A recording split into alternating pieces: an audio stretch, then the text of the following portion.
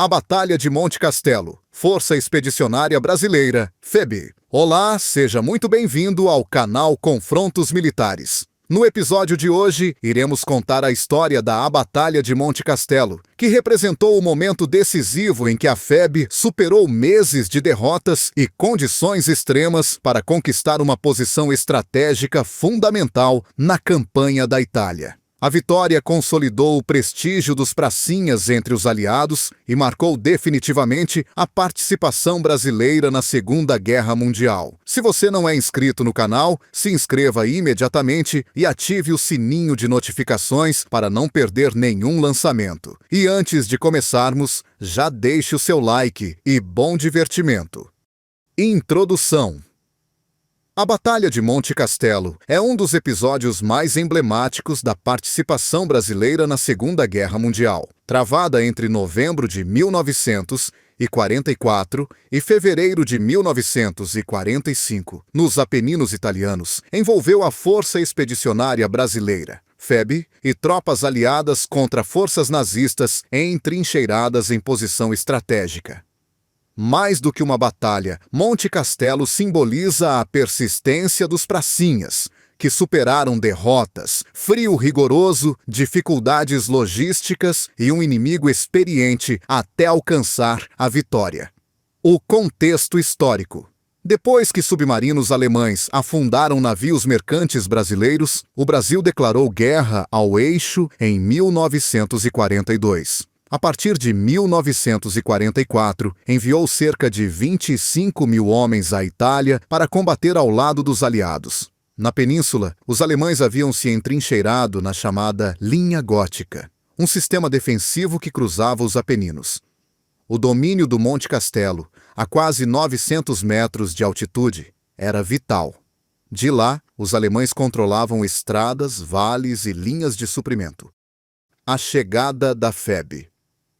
Os primeiros contingentes desembarcaram em Nápoles em julho de 1944. Após treinamento, foram integrados ao 4º Corpo de Exército do Zeuate, subordinados ao 5º Exército do general Mark Clark. Em setembro, começaram as primeiras ações no fronte, enfrentando minas terrestres, emboscadas e invernos rigorosos. Algo completamente diferente da realidade tropical brasileira. O terreno de Monte Castelo. O monte era uma verdadeira fortaleza natural. Em costas íngremes e pedregosas, posições alemãs entrincheiradas com metralhadoras, morteiros e artilharia pesada. Inverno rigoroso, com neve, neblina constante e frio que congelava armas e roupas. Para os brasileiros, acostumados ao clima tropical, lutar em tais condições foi um choque brutal. As primeiras tentativas, novembro, dezembro de 1944. As primeiras investidas da FEB entre novembro e dezembro de 1944 revelaram, de forma dura, o abismo entre planejamento e realidade no fronte italiano. Em 24 de novembro, os pracinhas avançaram com determinação, mas foram rapidamente contidos por um sistema de artilharia alemã bem posicionado, preciso e devastador, que transformou o terreno em um campo de fogo contínuo. A ofensiva foi interrompida antes que qualquer ganho territorial relevante pudesse ser consolidado. 5 dias depois, em 29 de novembro, uma nova tentativa foi lançada, desta vez com apoio direto de tropas americanas.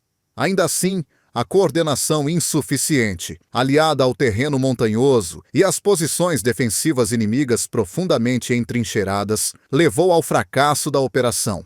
A resistência alemã mostrou-se não apenas numericamente eficiente, mas estrategicamente superior naquele momento. A terceira tentativa, em 12 de dezembro, foi a mais cruel. Os soldados brasileiros enfrentaram não apenas o inimigo, mas também o frio intenso do inverno nos Apeninos, com neve, lama e visibilidade reduzida. A resistência alemã foi feroz, explorando cada vantagem do relevo e do clima, resultando em mais uma derrota. Essas sucessivas falhas não indicavam falta de coragem ou preparo individual, mas expunham a necessidade de revisão tática profunda, que só seria corrigida meses depois, culminando na vitória final. A espera no inverno. Entre dezembro e fevereiro, a FEB permaneceu em posição defensiva devido às duras condições do inverno italiano. O frio intenso e a neve constante tornaram o avanço impossível e transformaram o cotidiano da tropa em um desafio permanente. As temperaturas negativas afetavam diretamente o deslocamento, o funcionamento dos equipamentos e a resistência física dos soldados. Trincheiras congeladas e terreno escorregadio ampliavam os riscos e o desgaste diário. Nesse cenário, multiplicaram-se os casos de doenças respiratórias, exaustão e congelamento, atingindo pracinhas pouco habituados a um clima tão severo. A escassez de suprimentos adequados agravava ainda mais o sofrimento na linha de frente. Apesar disso, o período fortaleceu a coesão da FEB. A adversidade consolidou laços de confiança entre os brasileiros e com os aliados, preparando a tropa para o sucesso ofensivo que viria depois. A ofensiva final, 21 de fevereiro de 1945. Planejamento e comando. Após 3 tentativas frustradas, o comando aliado decidiu preparar uma operação mais meticulosa. O general Mascarenhas de Moraes, comandante da FEB, recebeu do 4º Corpo de Exército norte-americano a responsabilidade direta de atacar Monte Castelo em conjunto com a 10ª Divisão de Montanha dos Yariseiwa, recém-chegada ao fronte. O ataque seria multidirecional, evitando a concentração de tropas em um único setor, erro que havia custado caro nas ofensivas anteriores. A FEB avançaria em 2 frentes principais, enquanto os americanos atacariam posições adjacentes, dividindo o poder de fogo alemão. Preparação da artilharia. Na madrugada de 21 de fevereiro, o silêncio gelado dos Apeninos foi quebrado por um bombardeio massivo de artilharia aliada. Centenas de bocas de fogo dispararam projéteis contra as linhas alemãs por quase 2 horas, atingindo casamatas, ninhos de metralhadora e posições de morteiros. O barulho ensurdecedor ecoava pelos vales, e o céu noturno se iluminava com os clarões dos disparos. Para muitos pracinhas, foi a primeira vez que presenciaram um poder de fogo tão intenso. Uma cena descrita como apocalíptica. O início do avanço. À medida que o dia avançava, o desgaste físico e psicológico tornava-se tão perigoso quanto o inimigo. O frio persistente enrijecia mãos e pés, dificultando o manejo das armas, enquanto o cansaço acumulado de meses de combates frustrados e espera defensiva pesava sobre cada decisão tomada no terreno. Ainda assim, não houve hesitação coletiva. O avanço prosseguia porque recuar já não era uma opção aceitável, nem moralmente nem estrategicamente. A comunicação entre as unidades ocorria sob extrema dificuldade. Fios telefônicos eram constantemente rompidos pelo fogo inimigo e pelas explosões, obrigando mensageiros a se deslocarem a pé entre posições sob risco constante. Muitas ordens eram transmitidas por gestos ou gritos abafados pelo barulho dos disparos e do vento cortante. Nesse caos controlado, a liderança de pequenos grupos tornou-se decisiva, com sargentos e cabos assumindo iniciativas locais que mantinham o avanço vivo, mesmo quando o comando superior perdia momentaneamente o contato. O terreno, já hostil por natureza, parecia conspirar contra cada movimento. A neve ocultava desníveis, rochas soltas e posições inimigas improvisadas. Corpos de soldados tombados tornavam-se pontos de referência involuntários, marcando até onde havia sido possível chegar antes que o fogo inimigo cobrasse seu preço. Ainda assim, lentamente, as linhas brasileiras avançavam, empurrando a resistência alemã para posições cada vez mais apertadas. O impacto psicológico do combate aproximado também era profundo. O confronto direto eliminava qualquer abstração da guerra. O inimigo deixava de ser um alvo distante e passava a ser um rosto, uma respiração ofegante, um corpo que resistia até o último instante. Para muitos pracinhas, aquele dia marcaria definitivamente o fim da inocência de combate e o início de uma compreensão brutal do que significava conquistar uma posição estratégica a qualquer custo. Mesmo diante das perdas, algo havia mudado. Diferentemente das tentativas anteriores, não havia sensação de improviso ou desorganização. O avanço, ainda que lento, era contínuo. Cada posição tomada era consolidada. Cada trincheira capturada era defendida com obstinação. A FEB já não testava suas capacidades. Ela as afirmava. O inimigo percebia isso, e a resistência, embora feroz, começava a mostrar sinais de desgaste. Ao cair da tarde, tornava-se claro que aquela ofensiva não era apenas mais uma tentativa. Havia coesão, coordenação e, sobretudo, uma determinação silenciosa, que não existira antes. O custo era alto, mas o sentido estratégico estava claro para todos na linha de frente. Aquele avanço não podia falhar. Não por orgulho, mas porque ali se decidia o lugar definitivo da FEB na história da guerra. Moral e coragem dos pracinhas. Apesar das baixas sofridas ao longo do combate, o moral dos pracinhas permanecia elevado. As derrotas anteriores não atuavam como fator de desânimo, mas como combustível psicológico. Cada avanço representava a oportunidade concreta de reverter meses de frustração e demonstrar, de forma definitiva, que a FEB estava à altura das exigências do combate em solo europeu. Monte Castelo deixara de ser apenas um objetivo militar e passara a simbolizar a afirmação coletiva da tropa brasileira. A conquista do cume.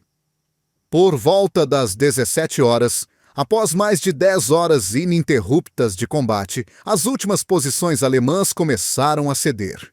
Exaustos, com linhas fragmentadas e sem condições de sustentar a defesa diante da pressão combinada da FEB e da 10ª Divisão de Montanha, os defensores inimigos iniciaram a retirada gradual, abandonando trincheiras, armas e pontos de observação que haviam resistido por meses. A superioridade moral e tática brasileira, construída ao longo do dia, finalmente se impunha. No entardecer, os pracinhas alcançaram o cume de Monte Castelo. A visão do vale abaixo, até então dominado pelo inimigo, causou um impacto emocional profundo. Muitos soldados choraram em silêncio, outros se abraçaram, e não faltaram cantos espontâneos que misturavam alívio, orgulho e exaustão. Não era apenas uma posição conquistada, mas o encerramento de uma longa sequência de tentativas frustradas e sacrifícios acumulados. Pouco depois, um grupo de soldados ergueu a bandeira brasileira no ponto mais alto do monte. O gesto, simples e carregado de significado, foi registrado em fotografia e rapidamente difundido, tornando-se um símbolo inequívoco da participação brasileira na guerra. A imagem sintetizava não apenas a vitória em Monte Castelo, mas a transformação definitiva da FEB em força combatente respeitada no teatro europeu. O balanço imediato.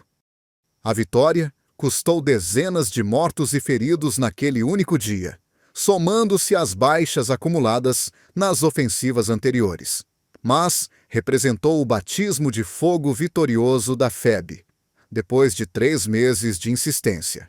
Para os aliados, Monte Castelo foi um passo essencial para romper a linha gótica e abrir caminho ao Vale do Pó. Resultados imediatos. Os resultados imediatos da vitória em Monte Castelo foram profundos e duradouros. A conquista consolidou de forma definitiva a reputação da FEB entre os aliados, dissipando dúvidas e reservas que ainda existiam quanto à capacidade operacional da tropa brasileira. A partir daquele momento, os pracinhas passaram a ser vistos não como força auxiliar, mas como unidade combatente confiável e plenamente integrada ao esforço aliado na Itália.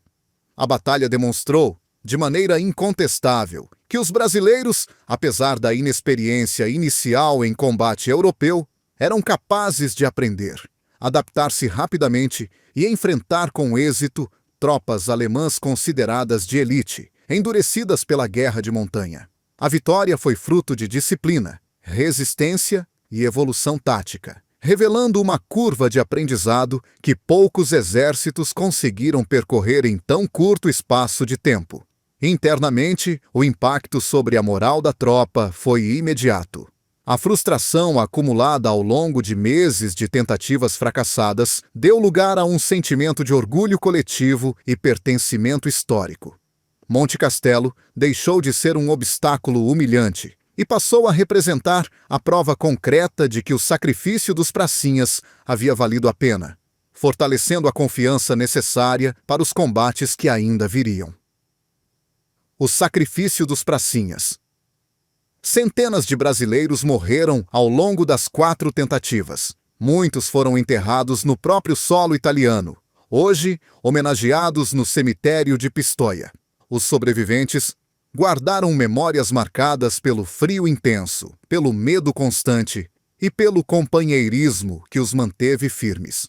O legado de Monte Castelo.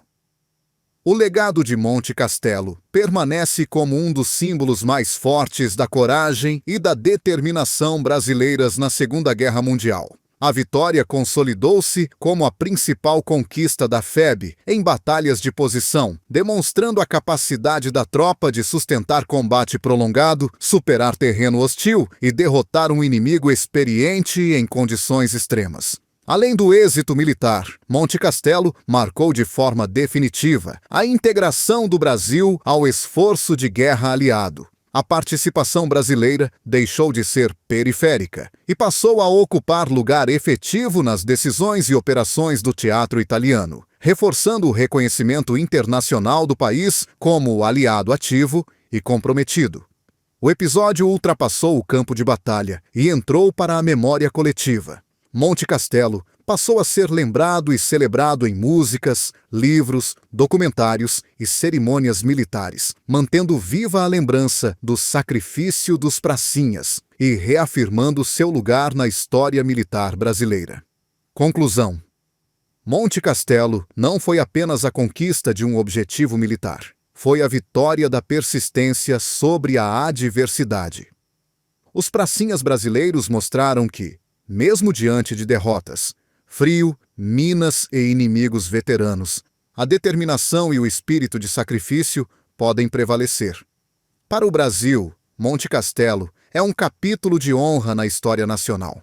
Para o mundo, um exemplo de que a coragem de um pequeno contingente pode alterar o curso de uma grande guerra. E aí, aprovou esse vídeo? Então, não se esqueça de deixar o seu like, compartilhar e se inscrever em nosso canal para mais conteúdos exclusivos. Muito obrigado e até o próximo vídeo. Tchau!